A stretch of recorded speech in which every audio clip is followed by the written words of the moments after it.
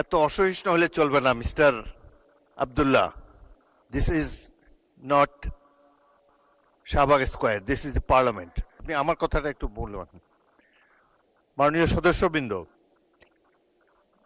এটি নিয়ে 90টি বিল পাশ করা হয়েছে, একটি মাত্র বিল বাকি আছে, এবং এই বিলগুলো পাশ করার ক্ষেত্রে সরকারি দল এবং বিরোধী দল যে চমৎকার সমঝোতা দেখিয়েছে, এটাও কিন্তু সংসদীয় ইতিহাসে বিরল। আমি অনেক বয়স হয়েছে, এর আগে 6টি সংসদ দেখেছি।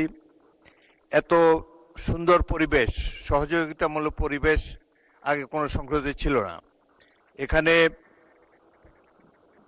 পুরনো সদস্য মোহাম্মদ শাহজাহান এবং গাজী নজরুল ইসলাম আছে, তাদেরকে জিজ্ঞাসা করে দেখেন অতীতের সংসদগুলোর সরকারি দল এবং বিরোধী দলের মধ্যে কি ধরনের পরিবেশ ছিল, কি ধরনের মনোভাব ছিল, কি ধরনের তির্যক অশ্লীল বাক্য বিনিময় হতো। সেই তুলনায় অনেক ভালোভাবে এই সংসদে শুরু হয়েছে।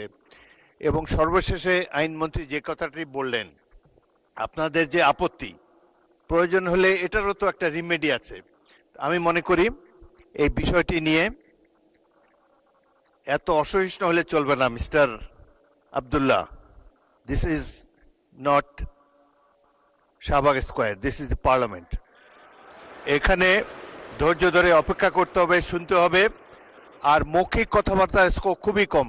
নোটিশ দিবেন, will adjudicate on the notices. এখন প্রশ্ন হলো, মাননীয় আইনমন্ত্রী যে কথাটি বলেছেন এটি পুনর্বিবেচনা করা যেতে পারে।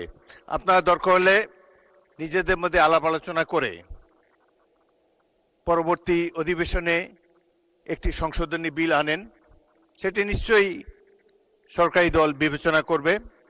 এবং আরেকটি কথা হলো যে সংসদের পরিবেশটা আমরা একটু ভালো রাখি।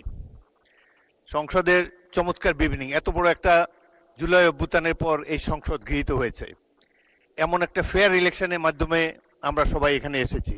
এত বড় বিরোধী দল খুব কমই এসেছে, 77-78 জন, বিরাট ব্যাপার একটা সংসদে। সুতরাং আমরা এই স্পিরিট অফ কোঅপারেশন নিয়ে সামনে এগোতে চাই। আপনাদের আপত্তি অলরেডি বিবেচনা করবেন বলে আইনমন্ত্রী বলেছেন। এ ব্যাপারে প্রয়োজন হলে আবারও বিলের সংশোধনী আনা যাবে। এই সংসদ 5 বছরের জন্য নির্বাচিত হয়েছে। Let us beer with all this differences. আমরা সকল ধরনের অসুবিধা মতানৈক্য কমিয়ে আনতে পারি। গণতন্ত্রের সৌন্দর্যই হলো এই মতভিন্নতা, নাহলে তো একটা দলই থাকতো দেশে। এখানে 3-4টি দল অলরেডি আপনারা এখানে রিপ্রেজেন্টেড।